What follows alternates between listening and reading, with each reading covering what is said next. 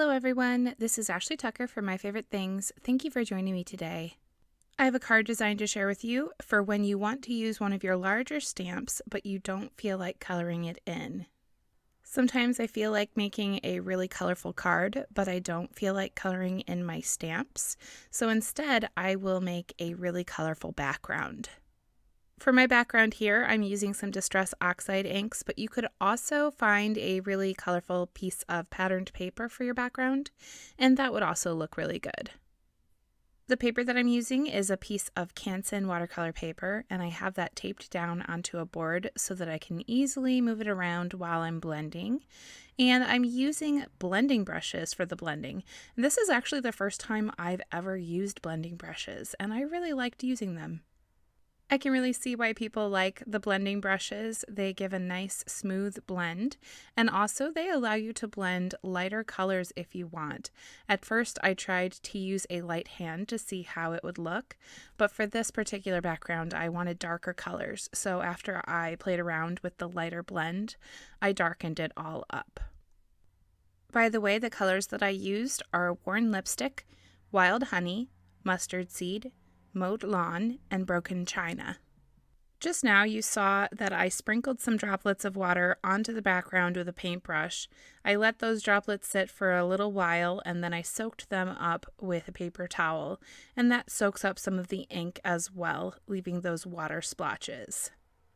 I then used a white pearlescent as well as a gold watercolor paint.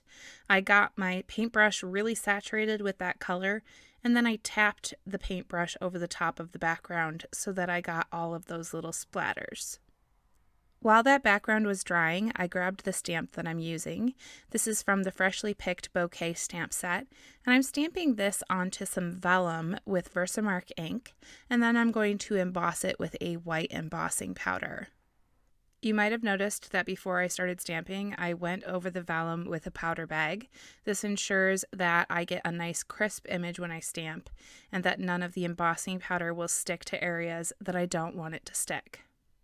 Whenever I heat up vellum with my heat tool, I try to be very careful with how long I'm actually using my heat tool on the vellum, because vellum is a little bit easier to warp than cardstock, so I try to kind of heat in bursts.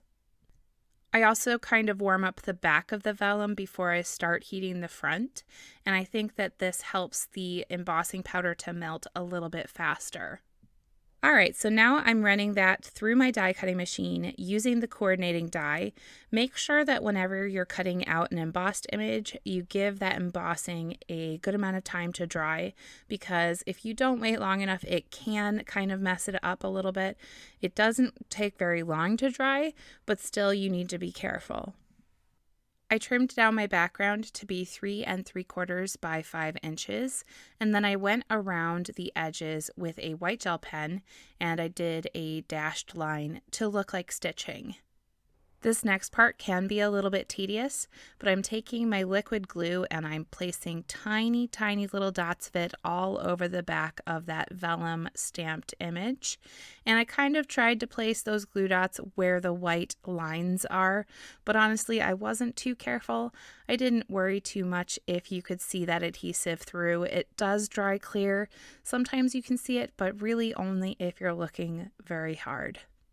So I stuck that onto the background and then I added foam tape behind that panel, and I'm popping that up onto a 5x7 piece of really, really dark green cardstock. This cardstock almost looks black on camera, but it is a very dark green cardstock and I love this color. I was planning on making this an A2 size card in the beginning, but once I placed that vellum on the background, I knew that it would look a lot better on a larger base.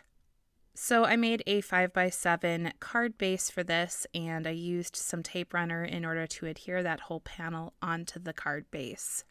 Next, I'm going to work on my sentiment. I chose a stamp from the same stamp set as the flowers, and I decided to choose the one that says hello.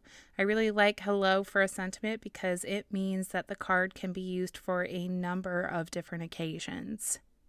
I stamped that with VersaFine Onyx Black ink onto some Neenah Classic Crest Solar White cardstock, and then I die cut the sentiment using the Essential Stitched Sentiment die.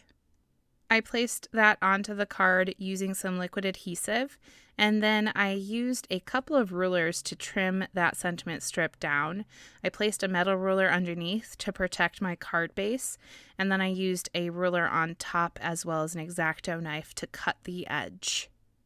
This next part is a little bit difficult to see on the camera, but I am taking a white pencil. This is just a Prismacolored pencil, and I'm adding shading to some of the flowers. So it's kind of weird to say that I'm adding shading with a white colored pencil, but this is kind of like doing the reverse. So like if you're taking the negative of an image, so I'm just filling in where I think some of the shading would be on the petals, and I really like that little added detail. I picked out a few different kinds of sequins and I spread them out across the image, and I glued them down with some liquid adhesive. After that, this card is all done. This is one of my favorite techniques for larger stamps, especially floral images, and I hope that you really liked the design as well. As always, thank you so much for watching. I hope you give this technique a try on your own, and I hope you have a really great day today.